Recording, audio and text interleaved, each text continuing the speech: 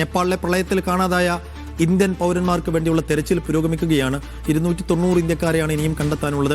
നേപ്പാളുമായി അതിർത്തി പങ്കിടുന്ന ബീഹാറും യുപിയും കനത്ത ജാഗ്രതയിലാണ്. 13 ഹിമപാത തടാകങ്ങളിൽ സുരക്ഷയും നിരീക്ഷണവും ശക്തമാക്കാൻ ഉത്തരാഖണ്ഡ് മുഖ്യമന്ത്രി നിർദ്ദേശിച്ചു.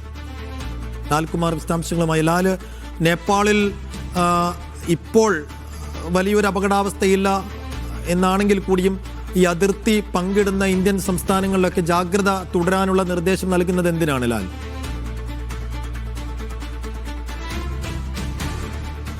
സൈഫുദ്ദീൻ, കനത്ത ജാഗ്രതാ നിർദ്ദേശമാണ് ഈ സമീപ അയൽ സംസ്ഥാനങ്ങളിൽ ഇന്ത്യ പുറപ്പെടുവിച്ചിരിക്കുന്നത്. കാരണം നേരത്തെ തന്നെ ഈ നേപ്പാളിൽ നിന്നുള്ള വെള്ളം കുത്തിയൊലിച്ചുകൊണ്ട് ഈ പ്രദേശങ്ങളിലെ നദിയിലേക്ക് എത്തും എന്നുള്ള വിവരമുണ്ടായിരുന്നു. അതിൻ്റെ അടിസ്ഥാനത്തിൽ ഈ നേപ്പാളിലെ പ്രളയ വാർത്ത പുറത്തു വന്നതിന് പിന്നാലെ തന്നെ ഈ സംസ്ഥാനങ്ങളിൽ കനത്ത ജാഗ്രതാ നിർദ്ദേശം നൽകിയിരുന്നു. മാത്രമല്ല, നിരവധി പേരെ ഈ പ്രദേശങ്ങളിൽ നിന്ന്, നദീതീരങ്ങൾ ഉൾപ്പെടുന്ന പ്രദേശങ്ങളിൽ നിന്ന് മാറ്റി താമസിപ്പിക്കുകയും ചെയ്തിരുന്നു.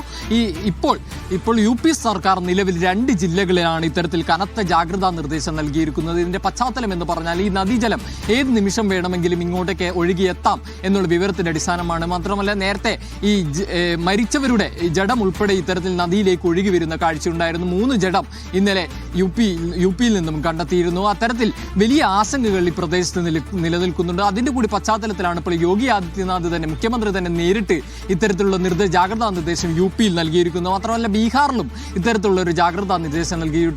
നദീതീരങ്ങളിൽ ഉൾപ്പെടെ കനത്ത സുരക്ഷ ഒരുക്കാൻ വേണ്ടിയുള്ള നിർദ്ദേശം. അതേപോലെ ഈ പ്രദേശങ്ങളിൽ താമസിക്കുന്നവർക്ക് കനത്ത ജാഗ്രതാ നിർദ്ദേശം നൽകണം, മാറി താമസിക്കണം എന്നുൾപ്പെടെയുള്ള നിർദ്ദേശങ്ങൾ നൽകിയിട്ടുണ്ട്. ഇപ്പോൾ ഉത്തരാഖണ്ഡിൽ നിന്നുള്ള വാർത്തയാണ് ഏറെ ആശങ്ക ഉളവാക്കുന്നത്.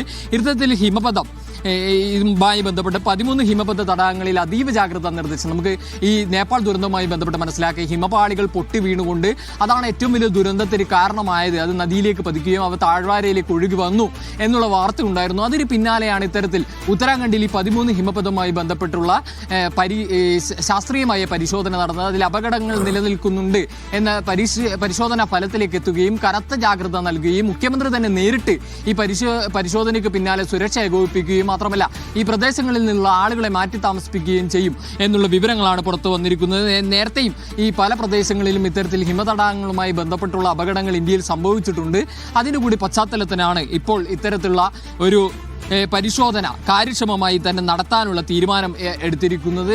മാത്രമല്ല, ഈ അപകടവുമായി ബന്ധപ്പെട്ട് നേരത്തെ 290 ഇന്ത്യക്കാരെയാണ് കണ്ടെത്താനുള്ള വിവരം ഇത്തരത്തിൽ പുറത്തു വന്നിരുന്നു. കഴിഞ്ഞ ദിവസം തന്നെ വിദേശകാര്യ മന്ത്രാലയം ഇക്കാര്യം പുറത്തു വിട്ടിരുന്നു. ഇതുമായി ബന്ധപ്പെട്ടുള്ള ഏകോപനം അല്ലെങ്കിൽ ഇവരെ ബന്ധപ്പെടാനുള്ള ശ്രമം നിരന്തരം ഇന്ത്യ നടത്തിക്കൊണ്ടിരിക്കുകയാണ്. നമുക്കറിയാം, ഈ ചൈനീസ് ടിബറ്റൻ മേഖലയുടെ നേരത്തെ തഫീഖ് അസ്ലം പറഞ്ഞ പോലെ തന്നെ ടിബറ്റൻ മേഖലയിൽ 200-ലധികം ഇന്ത്യക്കാർ കുടുങ്ങിക്കിടക്കുന്നു എന്നുള്ള വിവരമുണ്ട്. അവരെ തിരിച്ചെത്തിക്കാനുള്ള ശ്രമങ്ങൾ നടക്കുന്നുണ്ട്. മാത്രമല്ല, ഈ തമിഴ്നാട്ടിലെ മുഖ്യമന്ത്രിമാർ ഉൾപ്പെടെ ഇപ്പോൾ ഡൽഹിയിലെത്തി ഏകോപനം, സംസ്ഥാനങ്ങളുടെ ഏകോപനം അല്ലെങ്കിൽ സംസ്ഥാനങ്ങൾ നേരിട്ട് ഏകോപനം നടത്തുന്നതിന് വേണ്ടി മന്ത്രിമാർ ഈ ഡൽഹിയിൽ എത്തിച്ചേർന്നിട്ടുണ്ട്. അങ്ങനെ വിവിധ പ്രദേശങ്ങളിലെ മന്ത്രിമാർ, ഏറ്റവും കൂടുതൽ പേർ ഇത്തരത്തിൽ നേപ്പാളിൽ കുടുങ്ങിക്കിടക്കുന്ന സംസ്ഥാനങ്ങളിൽ നിന്നുള്ള മന്ത്രിമാർ നേരിട്ട് ഡൽഹിയിൽ എത്തിക്കൊണ്ട് തങ്ങളുടെ ഈ സംസ്ഥാനങ്ങളുമായി ബന്ധപ്പെട്ട അല്ലെങ്കിൽ അതത് സംസ്ഥാനങ്ങളിലവരുമായി ബന്ധപ്പെട്ടുള്ള ഏകോപനത്തിലേക്ക് കടക്കുന്നു എന്ന വാർത്ത കൂടി പുറത്തു വരുന്നു. കൂടുതൽ സംസ്ഥാനങ്ങളുടെ പ്രതിനിധികൾ ഇത്തരത്തിൽ ഡൽഹിയിലെത്താനുള്ള സാധ്യതകളുണ്ട്. മാത്രമല്ല, ഈ അവരുമായിട്ടുള്ള നേരിട്ട് സംവദിക്കാനുള്ള ശ്രമങ്ങൾ നടക്കുന്നുണ്ട്. അവരെ